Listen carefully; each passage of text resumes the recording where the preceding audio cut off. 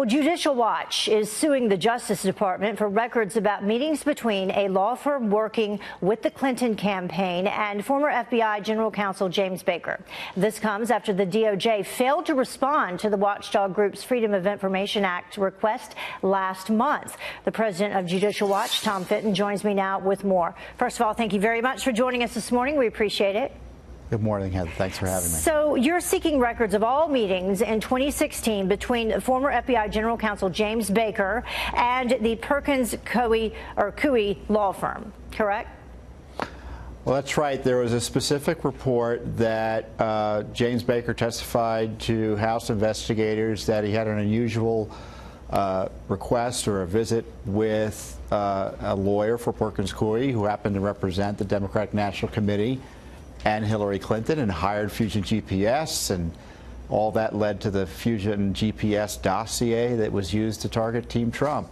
And Baker says it was an unusual request, and at the meeting he was conveyed documents about the Russia probe and some computer devices that had something to do with Russia hacking. I'm not sure. Now, the law firm says it wasn't about, the meeting wasn't about anything having to do with their representation of the DNC and the Clinton campaign. And so, you know, there's a little bit of a mystery as to what was provided, and it raises some questions about, again, the collaboration between, in an unusual way, the top lawyer for the FBI and one of the top lawyers for the Clinton DNC operation. What possible explanation would there be other than that to share this information? Look, the FBI General Counsel testified under oath it was about Russia. So this is on top of the dossier being laundered into the Clinton, into the FBI and the DOJ numerous ways. It was used by not only the Obama administration, but by the Trump administration on behalf of Mueller to spy on the Trump team through Carter Page. So would Mueller have been aware of all this activity?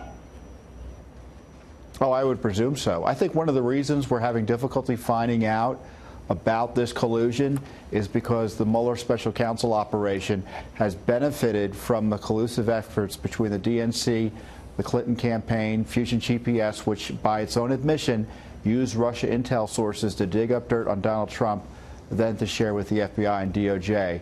And remember, that FISA warrant, that final renewal of a FISA warrant was signed by Rod Rosenstein in the middle of the Mueller investigation. Why has that still not been released in its entirety, like President Trump had said he was going to do?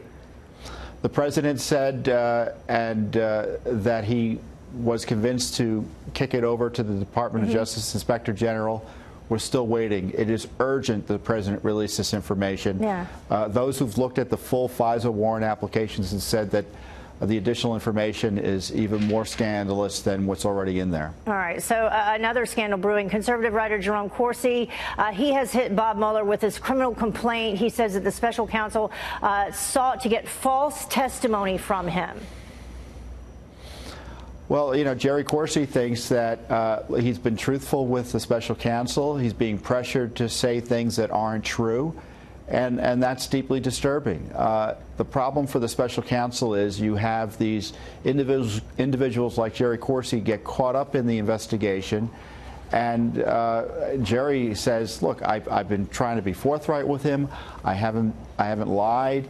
They found emails that suggest some of my testimony, however, made in good faith, was not accurate, and they're accusing me of perjury, and it's not the case. Well, he sees what happened with other people. George Papadopoulos. You know what's interesting here? You know, these folks would never be here but for their connections to the Trump campaign. In the case of Corsi, it's 6 degrees of Kevin Bacon connection to the Trump campaign. And, you know, he's called in as a witness. He's trying to cooperate. And then he's allegedly facing jail time. So I don't blame him for yelling about it. Yeah. So what about Comey? We know that he is now set for this closed-door hearing on Capitol Hill later this week, Friday specifically, I think. Should the former FBI director be held accountable for exonerating Hillary Clinton before even finishing the investigation? You and I have talked about this before. And what should Republicans ask him? Well, they should ask him about that. They should ask him about why he told Congress just before the election that there was nothing on the Anthony Weiner laptop before evidently they had reviewed all the emails. They should ask about why and how he took FBI memos he created on Donald Trump from the FBI and then improperly leaked them to the New York Times to get the Mueller appointment going.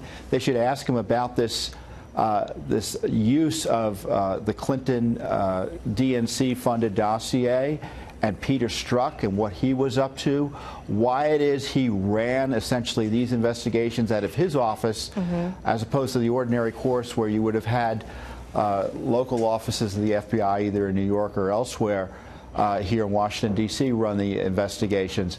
You know, James Comey's at the center of the storm here, and of course, you know, he's under investigation himself, so this is a serious issue for him, and I just wish that Congress had questioned him earlier, but right. You know, the Republicans are about to lose control, so you expect I guess they're doing everything they can. We're almost out of time, but do you expect equal treatment for James Comey if it is determined that he lied as well from Bob Mueller?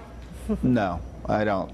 I think some of these folks are protected, and unless there's a radical change in outlook for the FBI, I just want an investigation done. We're not even sure there's anything being done in terms of investigating these abuses of authority by the FBI and the Justice Department to target the Trump team. Yeah.